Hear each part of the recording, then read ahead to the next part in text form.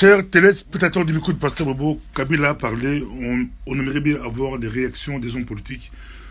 Dans la diaspora, nous avons Dr Loseke Nemba Lemba, qui est le nouveau patron de l'UDPS chargé des relations extérieures.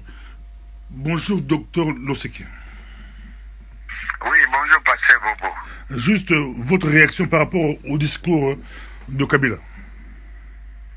Oui, ma réaction est simple. Le monsieur Kabila n'a rien dit. Il a parlé devant une assemblée ou un parlement qui lui est totalement acquis.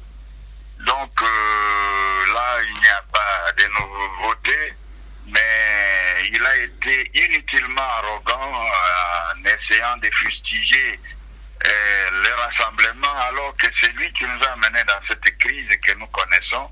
Il a été arrogant pour rien et nous n'allons pas le suivre dans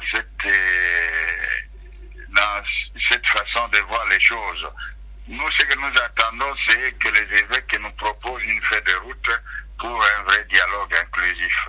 Nous n'avons rien à faire avec son dialogue de la cité de l'Oya, qui est un dialogue non inclusif où il n'y avait que sa famille politique restructurée, élargie à quelques opposants alimentaires. Nous attendons le vrai dialogue et c'est la SENCO qui va nous convoquer bientôt. Nous sommes dans le même diapason avec la communauté internationale. Voilà. Et quand Kabila a dit que c'est lui qui avait demandé à la SENCO de vous contacter? Bon, c'est ce qu'il dit, hein. Il prend cette posture-là, mais nous savons profondément bien que ce n'est pas lui qui est à la barre de cela. Mais quand cela ne tienne, l'essentiel c'est qu'on se retrouve. On se retrouve, lui, avec du moins de son côté, tous ceux qui ont participé au dialogue ou au monologue du camp Tchatchi et nous autres du rassemblement et les familles politiques ainsi que les partis politiques, sociétés civiles qui sont d'accord avec notre vision. Voilà comment on va se retrouver et nous espérons qu'il ne fera pas de manœuvres dilatoires pour faire marcher les évêques alors qu'il prétend qu'il est lui-même l'instigateur de ces négociations avec la SENCO.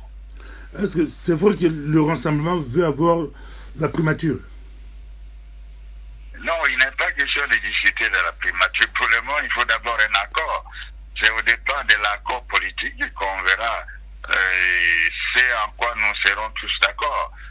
Si d'ici il advenait que avec l'accord qui sera signé assez rapidement, que la primature revienne au rassemblement, là nous ne voyons aucun inconvénient, mais il y a d'autres clauses qui doivent être figurées dans l'accord politique et nous n'avons pas encore négocié, on ne sait rien dit pour le moment. La primature contre Kabila, président de la transition. Oui, mais là aussi il y a des sous-attendus, c'est-à-dire qu'à principe il doit quitter le pouvoir le 19 décembre 2016, mais si nous faisons cette concession, c'est moyennant d'autres concessions de sa part aussi. Et là, la liste est longue, nous n'appelons plus cela préalable, mais ce sont des exigences que nous verrons, que nous devrons voir figurer sur l'accord politique. Quand Kabila dit indirectement que son avenir politique est lié à la Constitution, là, comment vous réagissez?